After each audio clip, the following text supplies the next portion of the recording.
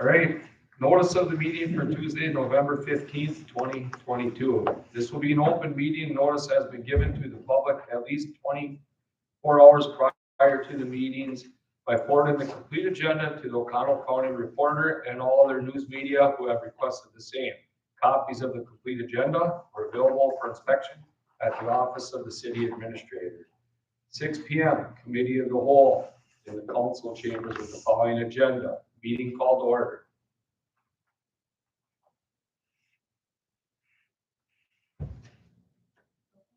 Roll call. Mayor Kennedy is excused. Butch Melmer. Here. Steve Stock. Here. John Whitcock. Here. Patsy Bay. Here. Jean Vogt will be late. Bob O'Brien. Here. Attorney Calvert.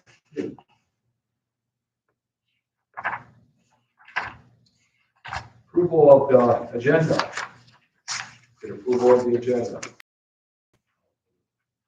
Approval by, motion by Butch, second by John.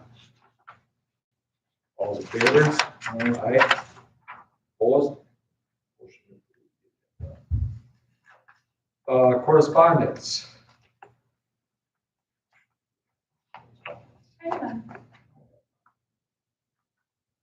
Nothing? Public input. Do you have any public input? Go ahead.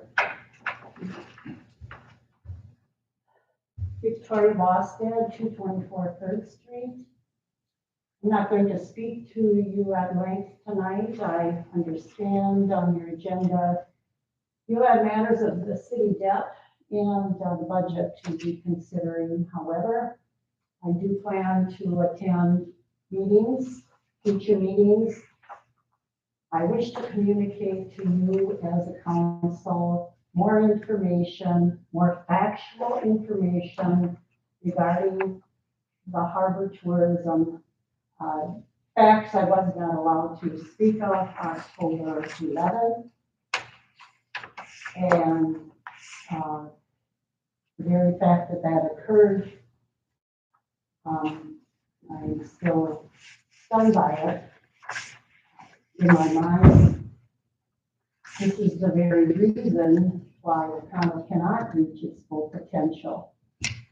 For every person as myself, who has spent years and years and years, probably about 40, working towards successes for the city of O'Connell, there are 5 people, as Mr. Kennedy, who is not here tonight, but I will say the same thing to him next week. 5 people who do everything in their power to either keep these successes from happening, or once they are happening, and once they are successes, to do everything to undermine them. And that's absolutely wrong to do. Now, the reason I'm going to be appearing to you as the council is to present this information. My mission is that you readdress the harbor crisis. As the government, you have the right and the power to do that.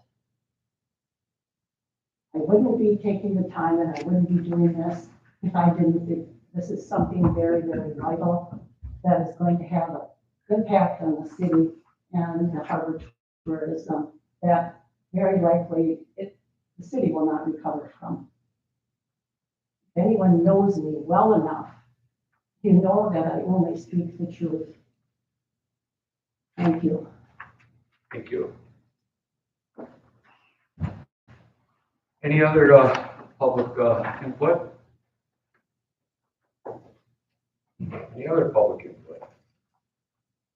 Okay. All right, number 6, review, discussion, recommendation on the 2023 budget. Jeff, go on.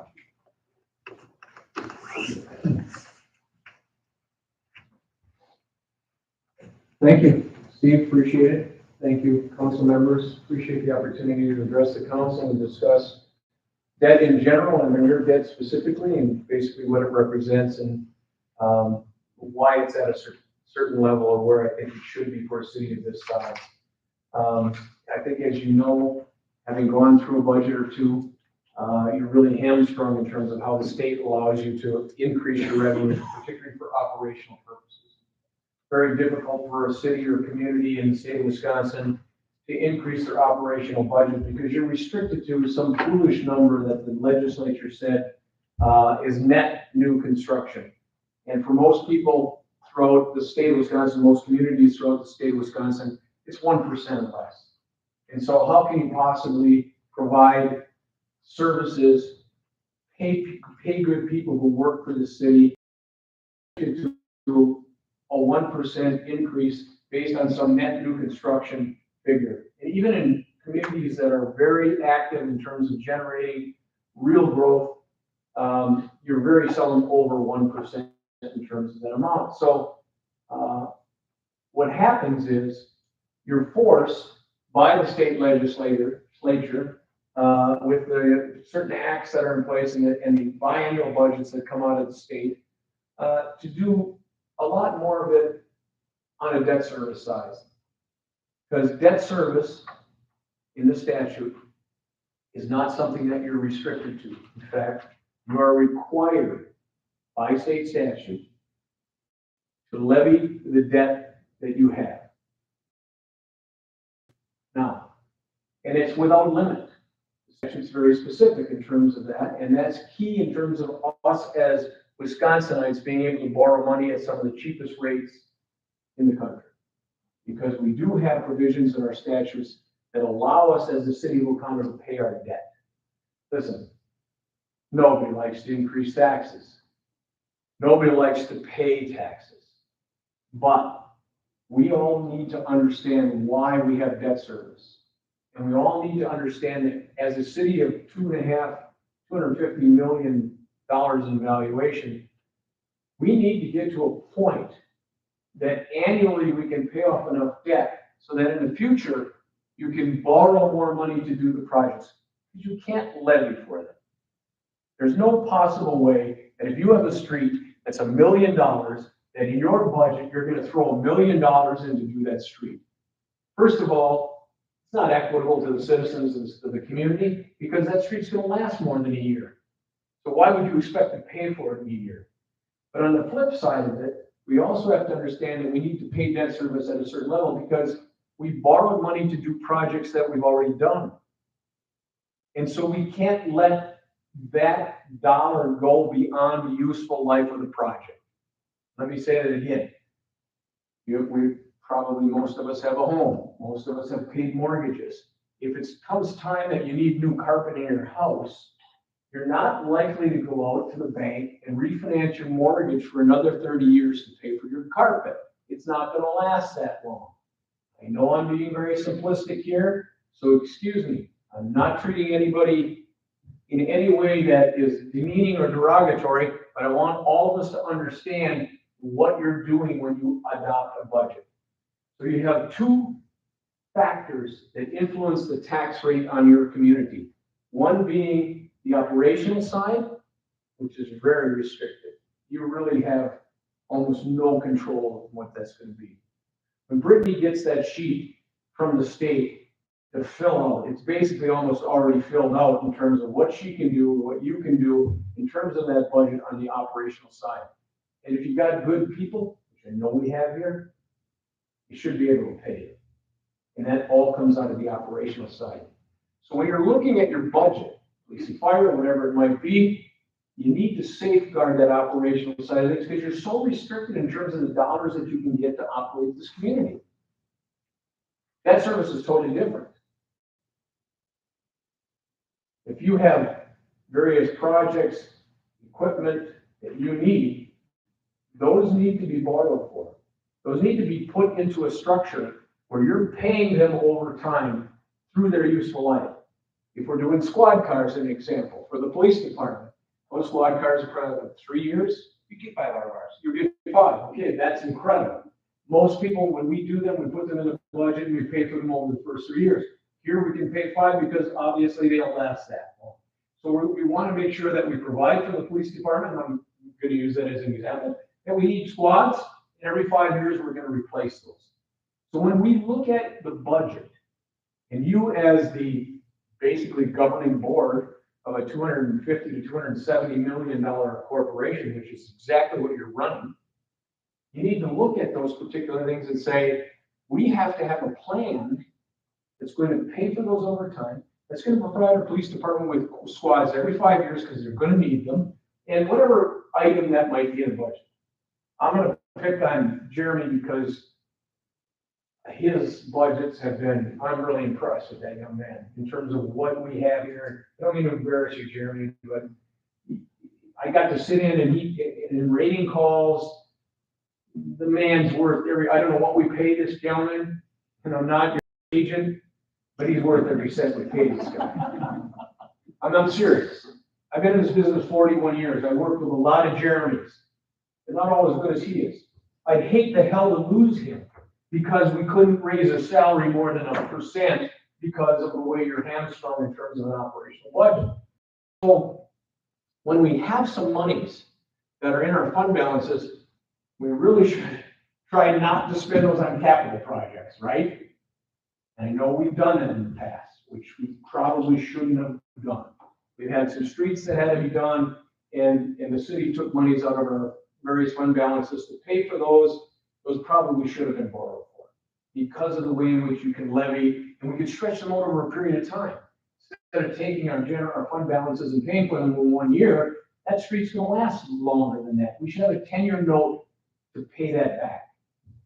And I'm just talking generally, so you get an idea that next year when you go into your budget, we probably should have this conversation again.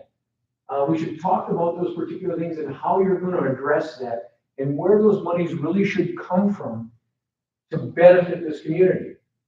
The previous mayor made some statements, which quite frankly, I find myself hard to believe that because she and I have never gotten along, but we want successes. We definitely want successes in our community. I want you to be successful. I believe she wants you to be successful. Certainly you people want to be successful. You wouldn't spend your time here. You could be doing something else that's probably a lot more fun than listening to me. But the point is, you have to understand there's two sides of that levy, which makes up that total dollar amount.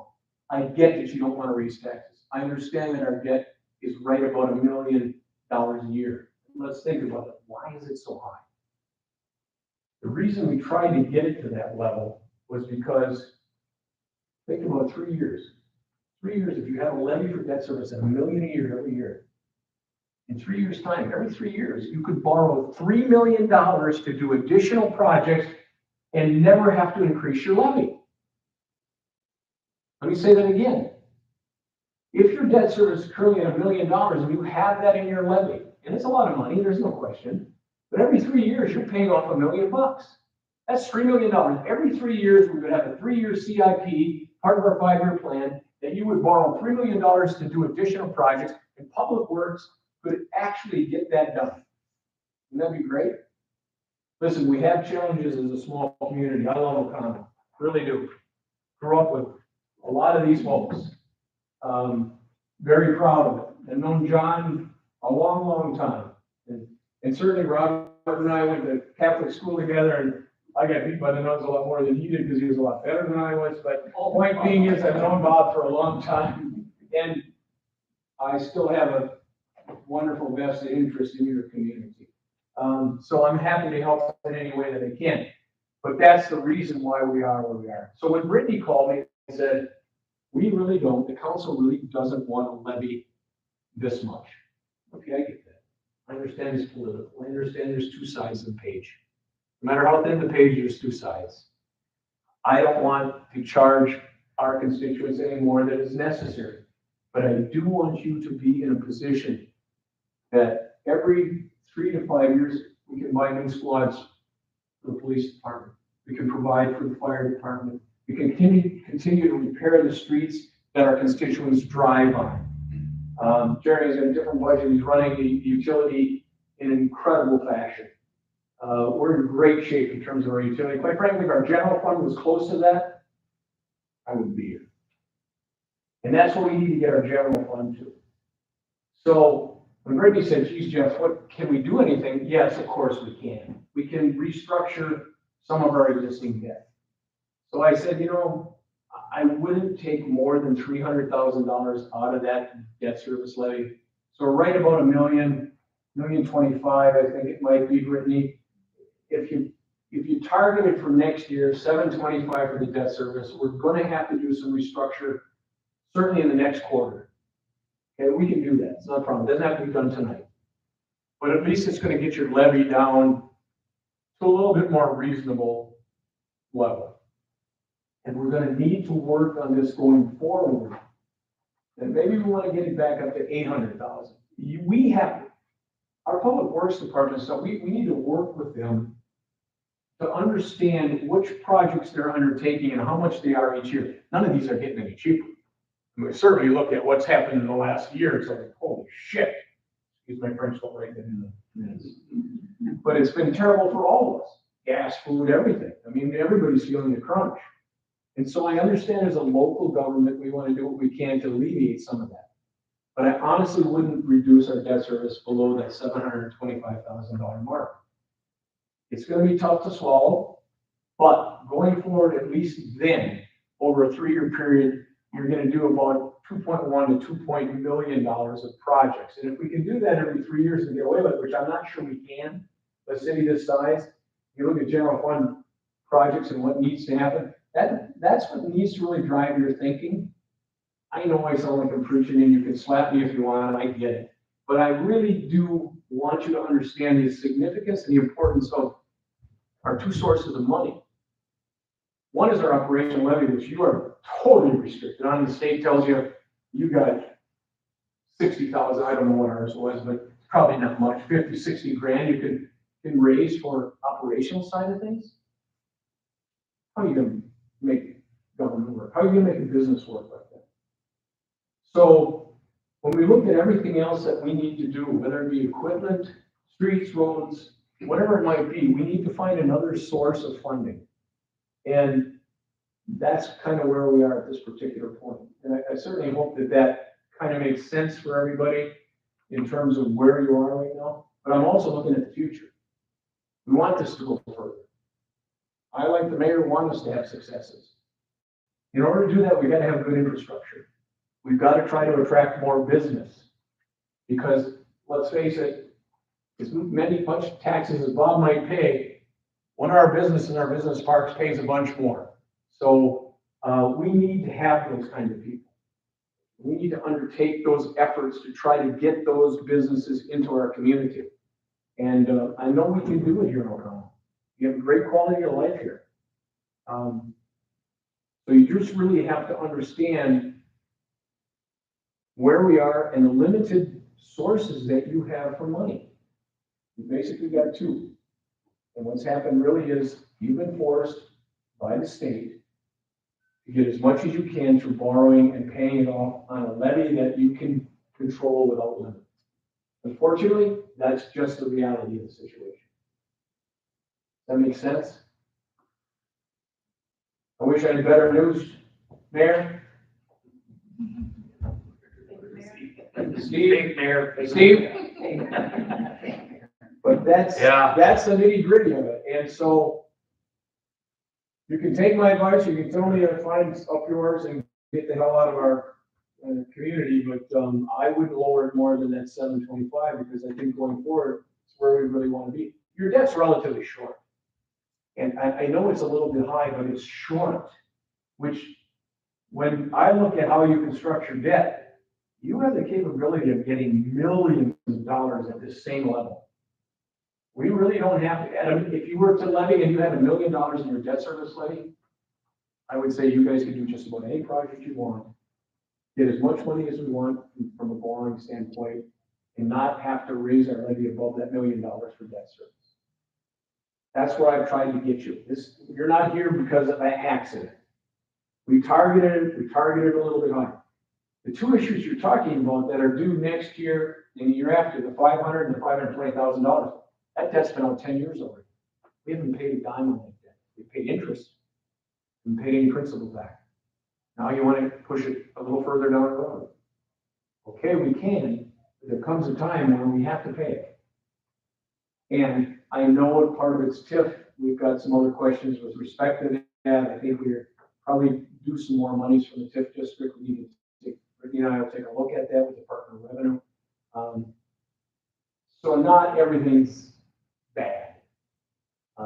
And I wouldn't want to be there, where you're looking at budgets and saying, oh, geez, I don't want to really levy this, and I'm gonna be the bad guy in the community, and I understand that. But I think 300,000 reduction should give you some relief in terms of where that levy, could go versus where it probably will go. Does that make sense, Jeremy? How come we don't pay any principal with that interest over those years?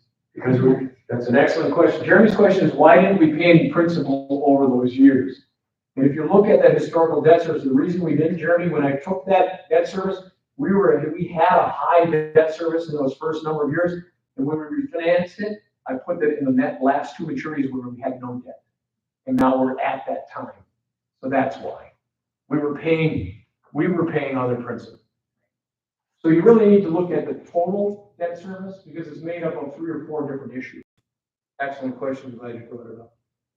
It's not like we were being negligent in terms of, we were just saying, okay, we're paying enough at these levels. Let's put this down in the last 2 years, and when we get it, it's going to be paid off. We were paying $500,000 a year. Good question. Thanks for bringing it up. Yes, John? I got a question on that debt service there. Right now, she's got it 725. If we don't, And there was 1,000 something. Million. Was that because of last year? no, it's because of previous years when we structured that debt to be $1 million roughly. So we were anticipating that last year, but somehow that dollar amount, because it was TID, didn't get levied. So Jeremy was good enough from the utility to lend us the money to make that payment. So we never defaulted on October 1st. Then from the fact that this gentleman runs his utility so well, we'd have been scrambling to get, because Brittany wouldn't have let that payment lapse. We knew it was coming. We'd have been scrambling to the local bank to borrow $500,000 because we missed the levy last year. That's what happened, Joe. So you're just Total oversight. You're just upping it 200,000 or 300,000.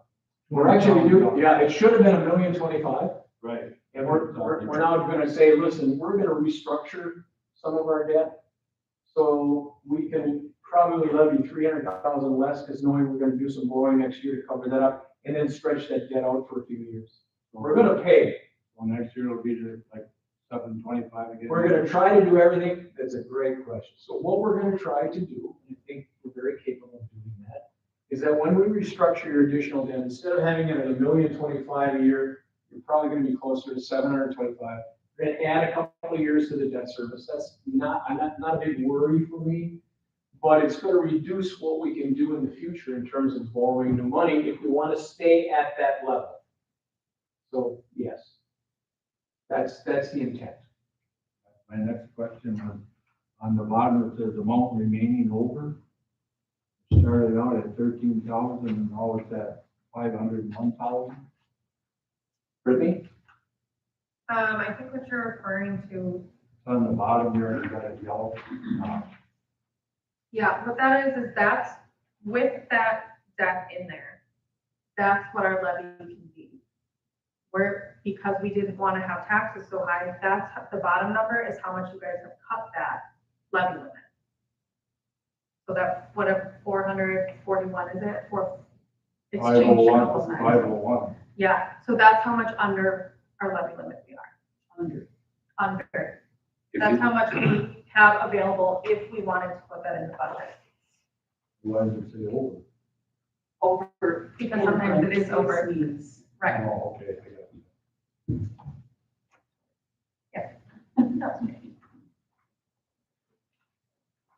The number kept going up, I was wondering why. Yeah. We're trying to get it down, John. That's a good thing. Yeah. It's like, it's 2 sides of the page. You're looking at it from a different standpoint. What are we reducing? What is it actually? What was it? Or what, Frank? No, I was gonna say too, Jeff, on that TID, one of the things that's hurt us a little bit is that TID did not develop very well in those early years. So the TID's not helping the city very much at this point. Correct, right? work You're the- absolutely right. When you looked at what we had expected to happen in there, and it's an estimate at the time in terms of what the development can be. We still got developed $7.7 million in increment in there. Was it worth doing? Certainly it was worth doing. Yes, we are owed some money from that TID, and we're gonna do everything we get to extract every dollar that we can through the life of that TID.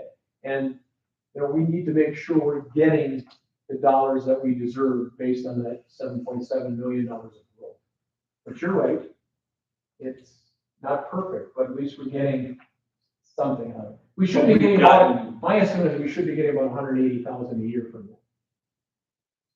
And that's what you were talking to Brittany before. Right now, we're chatting about, yes, exactly. Okay. Because the last TID report, to me, when I look at what the state has for the value in that TID against our gross tax rate last year of $25.61, it's easy to calculate that times the incremental value, we should be getting a little over 180 grand, and we won't. Okay. So we gotta find out why we, But we're eligible to receive that. of course. But like the apartments and Dollar General in there, I mean, all of those are fairly new construction and just getting to the point now. And initially it wasn't, Frank, and that's why we only paid interest, because that's all we had from that TID. And we didn't go to the general fund or the general tax levy and tax the other constituents. We tried to keep it as a self-contained entity that pays that debt that was borrowed to do those improvements.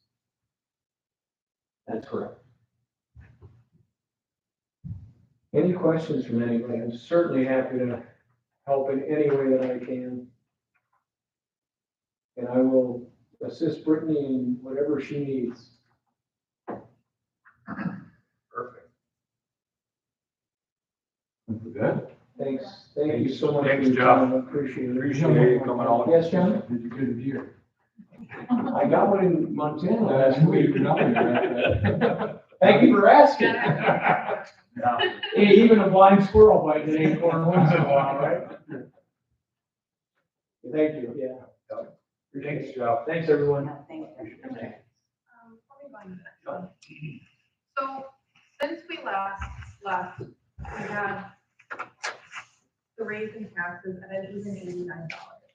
Since that happened, there was a correction on the insurance that she sent me, which did affect those numbers. And now we are not able to do the Congress Street project, so that takes $65,000 of revenue out of the budget. So right now, it's $99.54.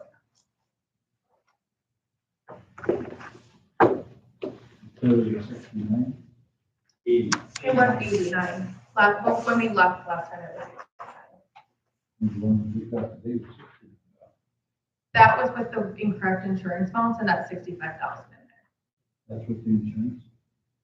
That's, yeah, there were some things that happened that we could not control. They had to change, and so when I sent you that, it was incorrect shortly after I sent it, which you can't control.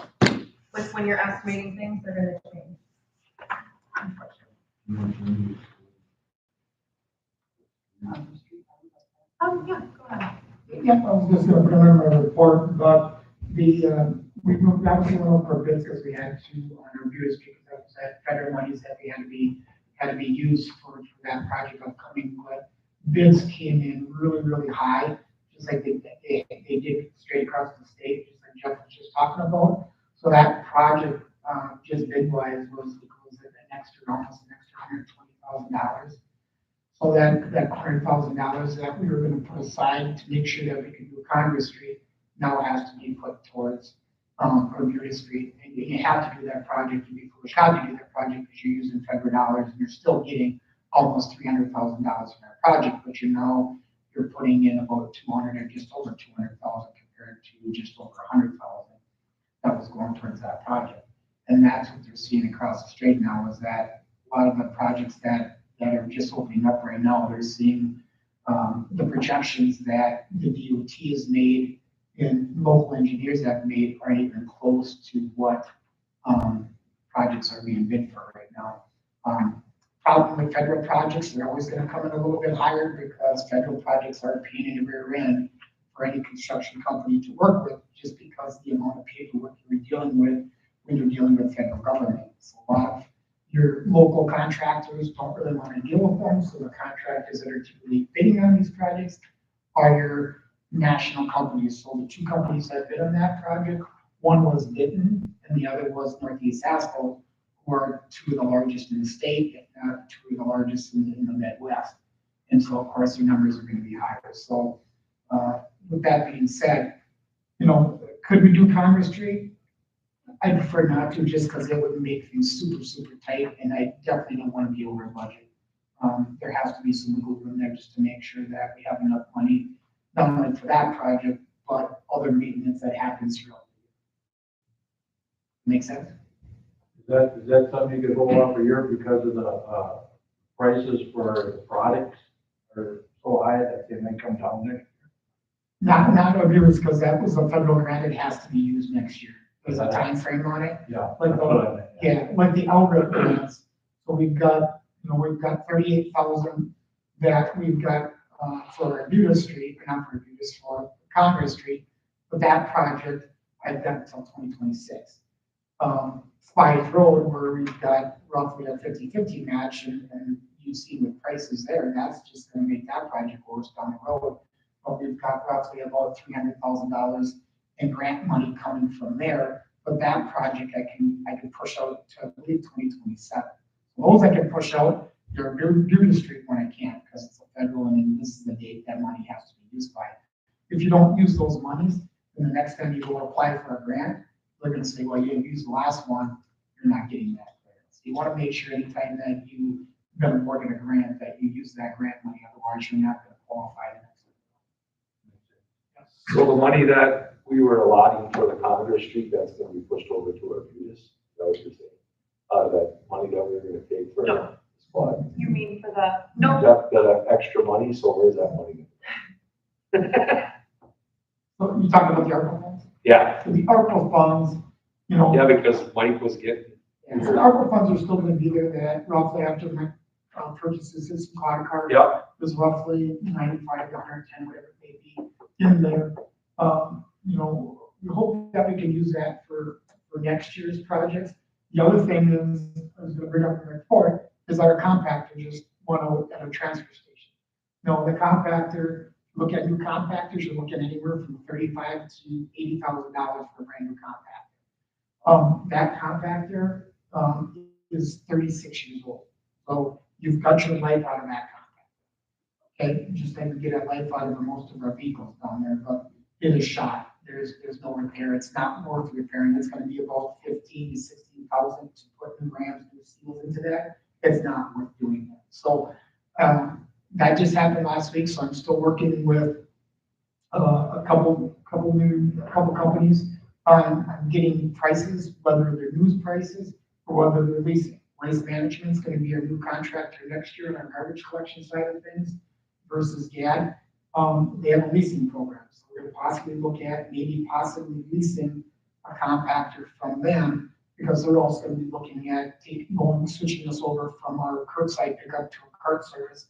We're gonna talk about that at the last budget meeting. So unfortunately, I don't have those numbers. I'm hoping that I'll have some concrete numbers, next week, Tuesday.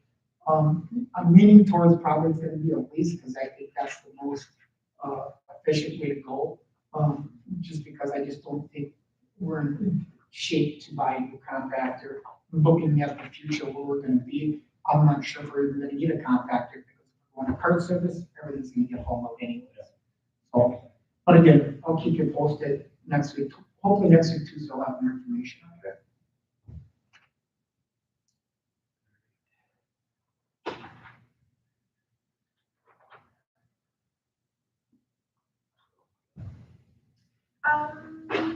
I put, to make a motion on increase, we talked about at the last meeting, increasing that grass cutting charge from 100 to 150. I put that on there, so we remember to make a motion on that, if you guys still wanted to go that route. Increase the grass cutting minimum charge from $100 an hour to $200. okay, got a motion by Jeannie, second by John. I'll do a motion. Okay, do a roll call. Butch Melbourne. Aye. Steve Stock. Aye. John Wickoff. Aye. Patsy Bay. Aye. Dean Phelps. Aye. Bob LeBrecq. All right, so we're gonna go to 6E.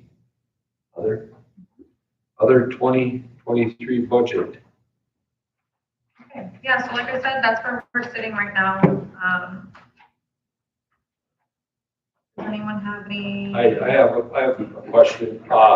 With the insurances, you know, I know with even our property insurance and stuff like that.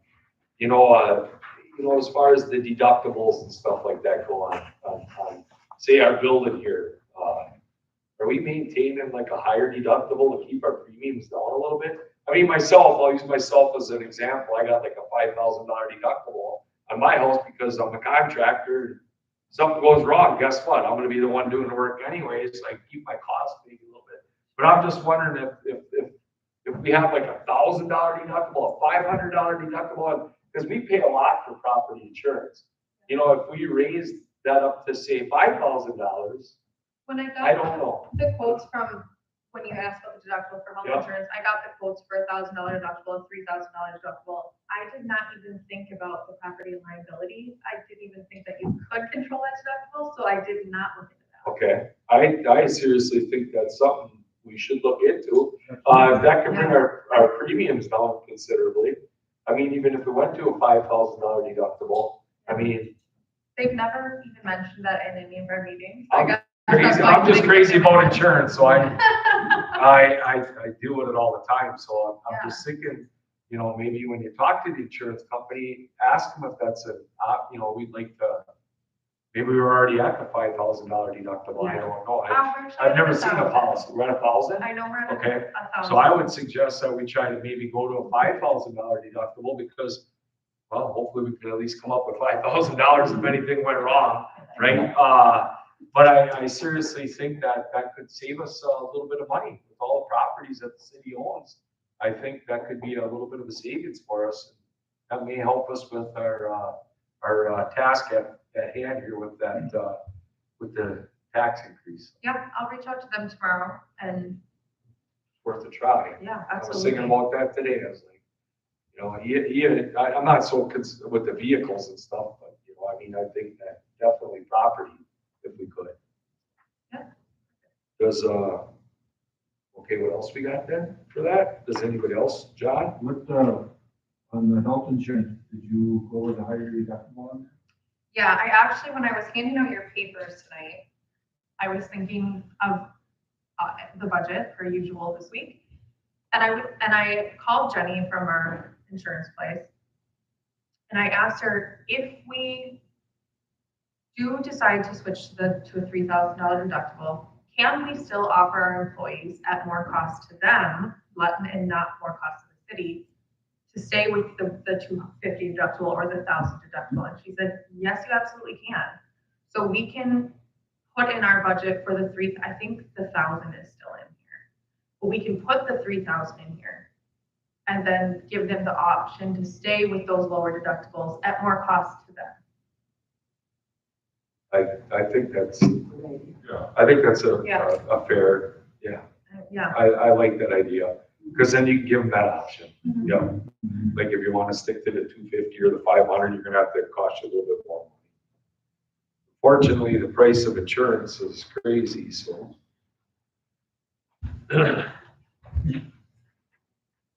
Question. Any other matters that we're talking about with this 2023 budget here? There's one thing I think Brittany, I think you did a good job. Yes, yes, Brittany, you did a good job. Thank you. 54. 54. Uh-oh. I mean, just sit and, going through these budget meetings and going through everything that we, had went through to try to get it where we gotta get it. You know, hats off to everybody. I think we're doing the best we can to try to keep this, number as low as possible, so. I was just Gene? gonna say, considering we started at almost $400 for $100,000 home, and we're down to nearly 100. It's huge. Good work by everybody. I think Brittany talking to Jeff and that helped it. Yes. Yes, they did. And Jeff talking to all of us is always helpful. Do you feel like that number will be the same from year every year? You know, that, it's gonna go up to that? Like, just talking to Jeff, Well, if we do, because we're raising it up because the debt is so high, if Yeah. we're trying to keep debt So at we the get rid of same, this this one? number won't go up as Okay. much, it'll be more consistent. Okay. So now that we had like this kind of sticker shock year, of our debt payment is gonna be high for the next, 3 years? 5, 7 5, years. 6, 7 years, okay. then it won't go up so high every year, it'll stay more consistent. And then once we talk to the Department of Revenue, we might have some funding that we could possibly gain there, from what he was saying. Well, that would gain it in Or the tip, they'll give it in the tip? yeah, Okay, if so it wouldn't okay. affect these numbers. Okay. But it would This obviously is still just, affect okay, us. gotcha. Go ahead, Chief. So did I hear him correctly that he recommended that we should be levying at least $1 million for debt services every year? That's what he said, right? That And was that we should be levying for that because, and not using the other funds to pay for capital improvements. We should be levying and using bond services or debt services to pay for big capital projects. So was that where we stepped in? Were we using too much of our funds to pay off capital things and not funding for them correctly? I think that was part of it. I think another part, like Jeremy said, we were only paying interest for a long time, and now we have these large principal payments. So once we are through this end of these loans and we bond in the future, we need to make it more even. That way it's consistent all the time, and you're not having this going out for taxes, because then people are like, oh my God. But if it's steady and it stays the same, you don't ruffle feathers, and then everyone's happy. So. The other thing, Gene, too, is that you gotta remember, there's really $500,000. I mean, it's gonna be less than that, but that you were stuck trying to put into this year's budget that should have been in last year's budget. That's what I had. You know, Only a portion of that is in there, though. Only a Not portion, the yeah, full not, 500. yeah, because we couldn't, but that's $500,000 last year.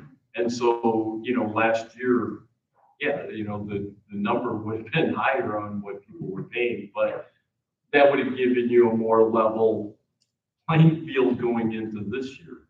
So now you're catching up in part.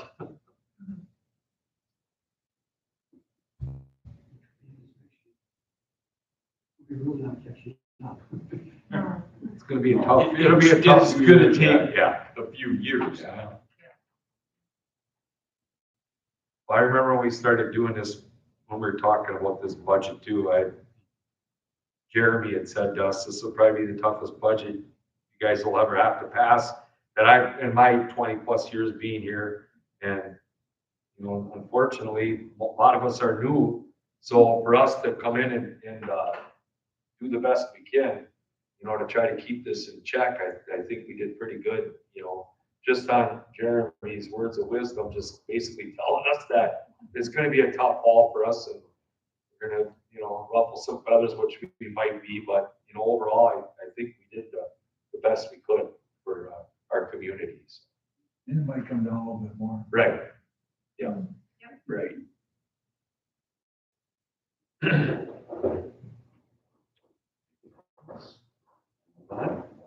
Okay. All right.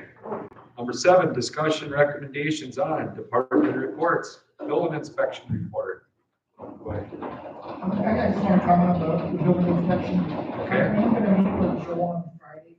I know that Joe has been in contact with Mike, and, they're gonna be taking over some of the enforcement that Joe is doing, but, I'm gonna kind of look at what he's done out there to try to help out finishing some of the smaller stuff that's out there, maybe some of the enforcement that I can take away from Mike. But I plan is to meet with Joe on Friday. Him and I have some projects out there with the DNR. There's a shoreline, ordinance that's gonna be changing, wetland ordinance that's gonna be changing. Basically, what's in the ordinance book now is gonna be thrown out, and a new draft has been put together. Basically, I can't think of her name for the DNR, but basically, she's helped Joe and I draft that ordinance, and we pretty much got it done. Just waiting for her to get back to us, which she actually did today. We'll be bringing that forward here shortly to get put in there, but besides a couple other things, hopefully we can get through it. After that, it's, hopefully we have a subcontractor to take care of everything else. It's Joel's last day Friday. Yeah. Go ahead, John. What, was Joe gonna do with his vehicle? He wants the job. Whoever can use it. John's gonna take, Right? Mike's. So until he gets it, he'll have it. Yeah, he could, yeah, absolutely, he could take it. You get that other. Yeah. And he's driving off the road. Yeah, yeah, absolutely. Put her to rest. So, If We you- definitely have a use if in you choose other to do that, departments and John. stuff that's old. Yeah. Absolutely. You choose to upgrade, John, that's, yep, okay. She's done her time. We might have to have a proper burial. Yeah. Yeah. Make your contact her. Yeah.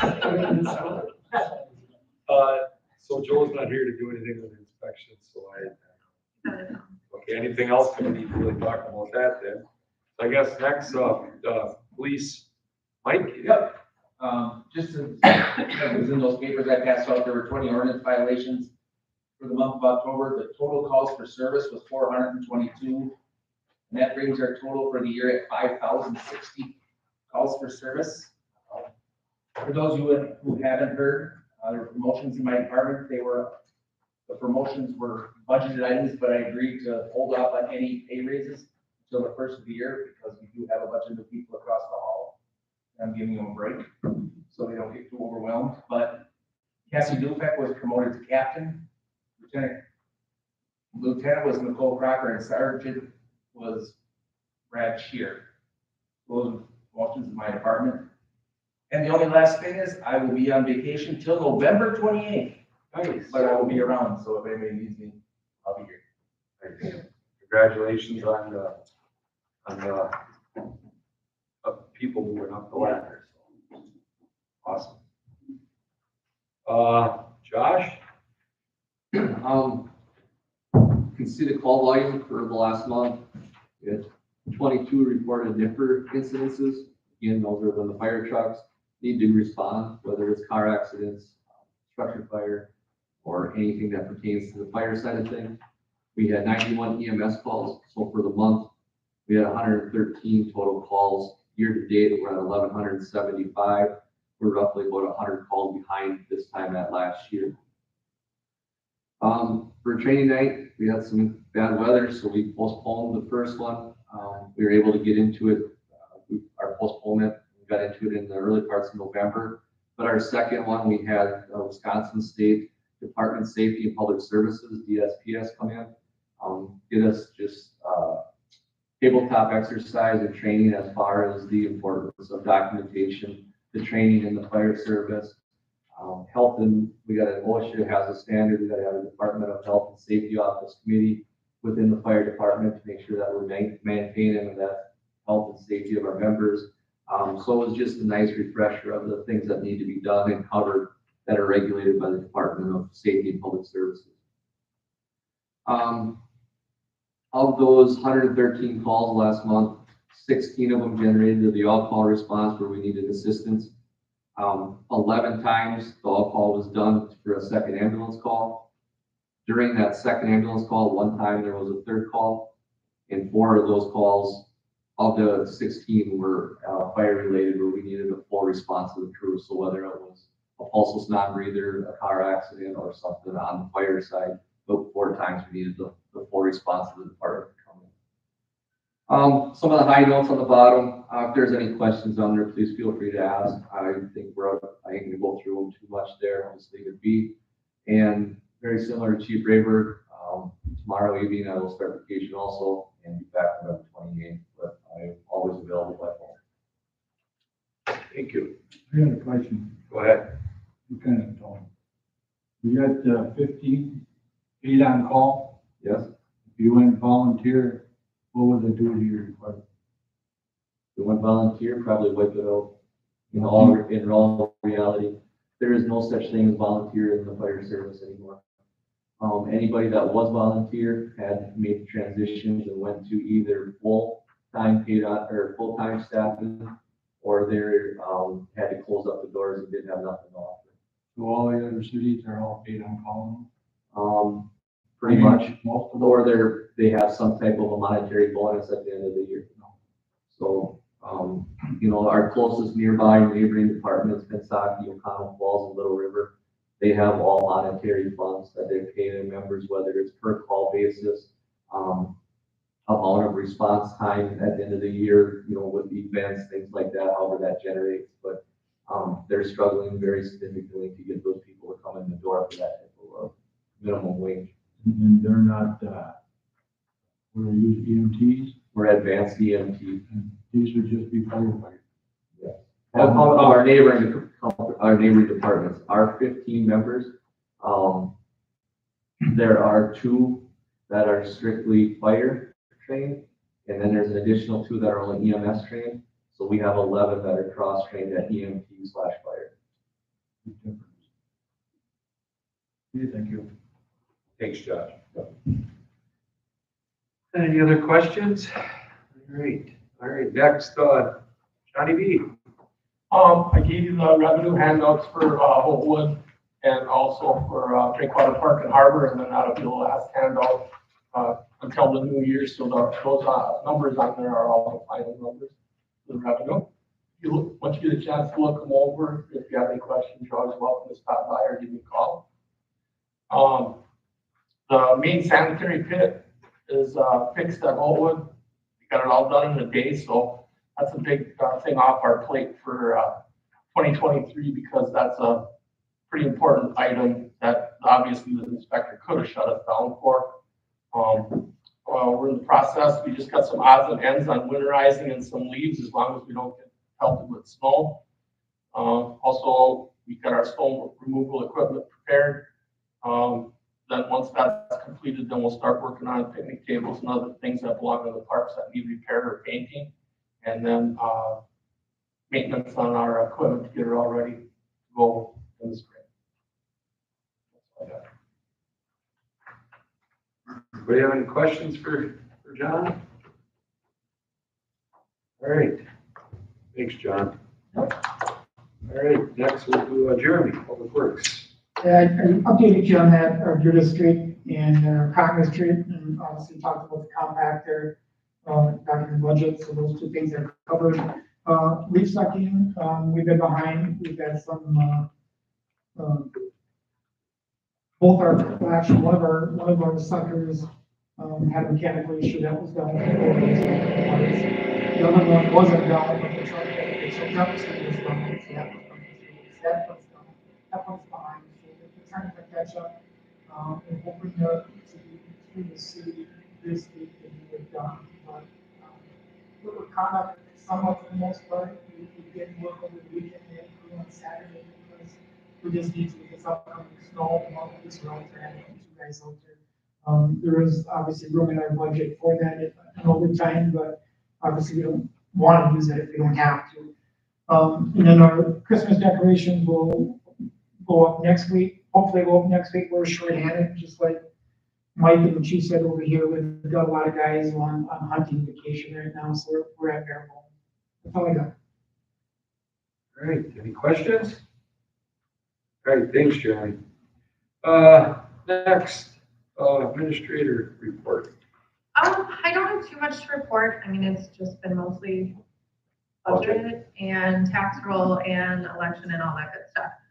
But I will say this was our first week of our new deputy clerk, and she's doing a fantastic job. She fits in great. She's just a really great team player, and it's been very, very helpful. What's her name, Brittany? Camille Baloo. Can you have her come and maybe at the council meeting next week so we can meet her? I have a question on her too. I actually ran into Julie Galick on one of her last days, and I asked her how the new hire was turning out, and she said, "Oh, she's going to just fit in just fine, and she's very, very good." She'll catches on really, really fast. So she goes, yeah, she won't miss a beat. So that's good. So I'm glad because that really takes a lot of pressure off of you then. Anybody else have any questions on administrator report? Okay, thanks, Brittany.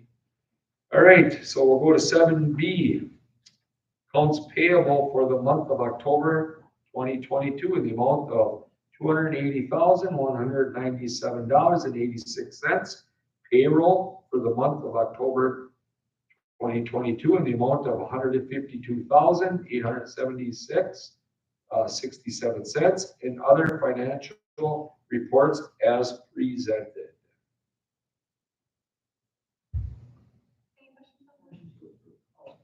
Anybody have any questions? No? All right, go ahead, Gene. Motion by Gene, second by Patsy. Yeah, we'll do it. Okay. Rich Melberg. Aye. Steve Stock. Aye. John Wickoff. Aye. Patsy Day. Aye. Gene Felt. Pavel Brett.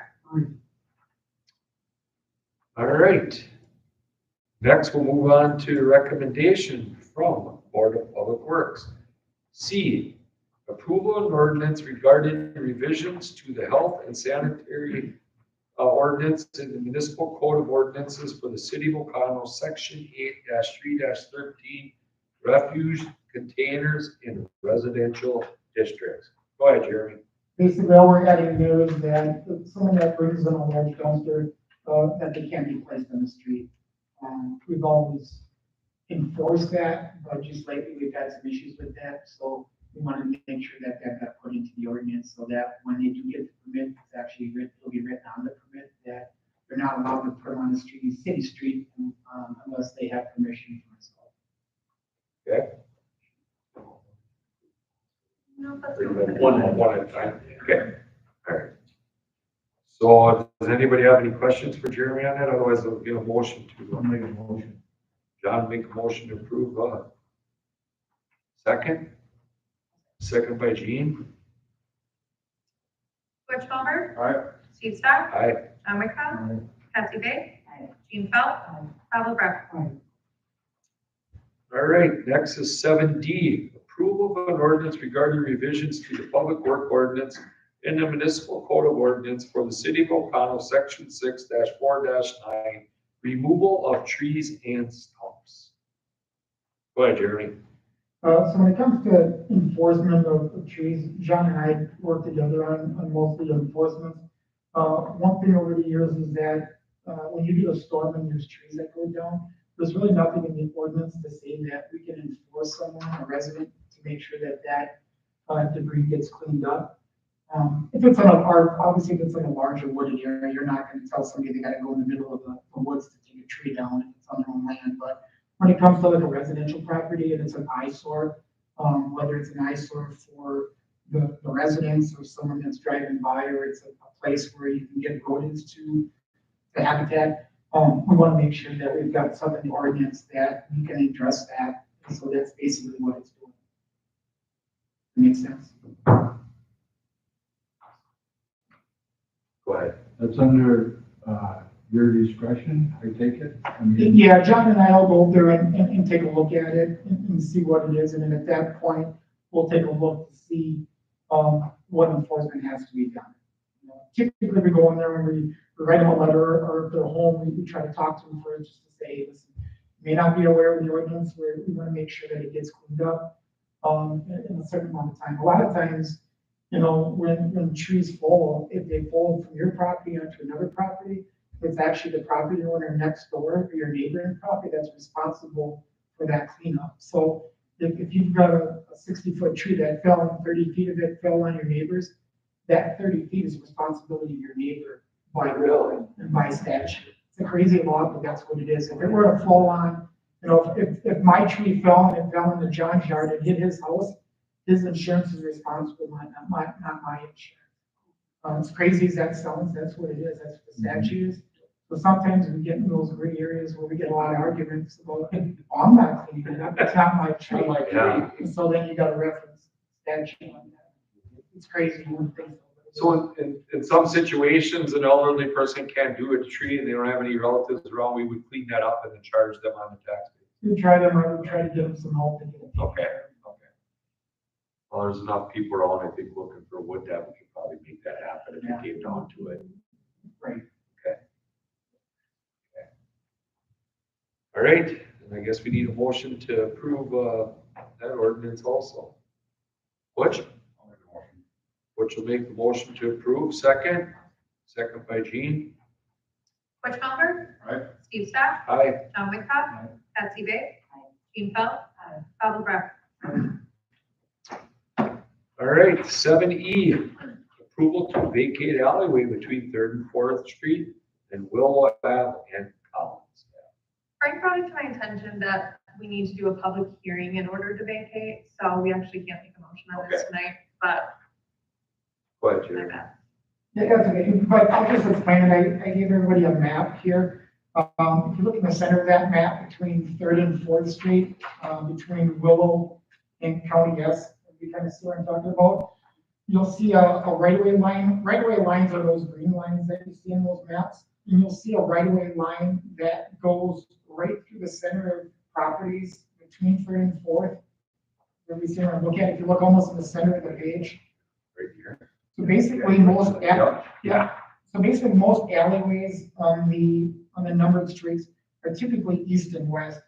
But, this one is actually north and south. There's actually another one that we need to take a look at over on Pico Street. But basically, Frank and I have talked about it, and obviously the one piece of property, I know that at some point here, I think they're gonna end up losing it back to the county or to the bank.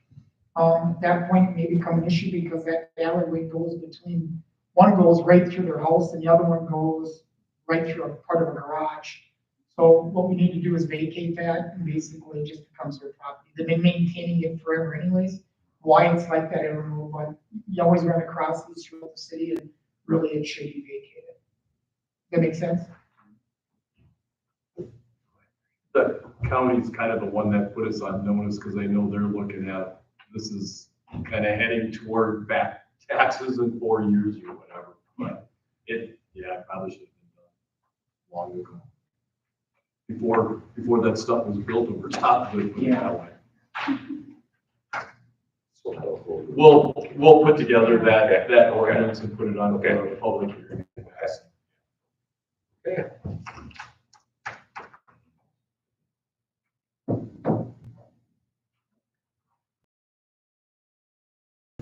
Got a motion to adjourn by John. All in favor? Aye. Opposed? Motion to adjourn. I just want to do this one time.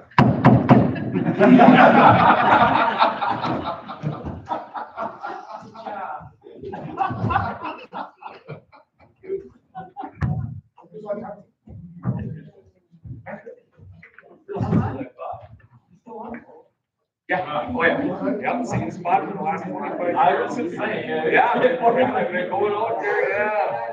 Well, I haven't set the buckets, man. 6 years or something. Big eel. Yeah. But it's been, yeah, dry Saturday. Yeah.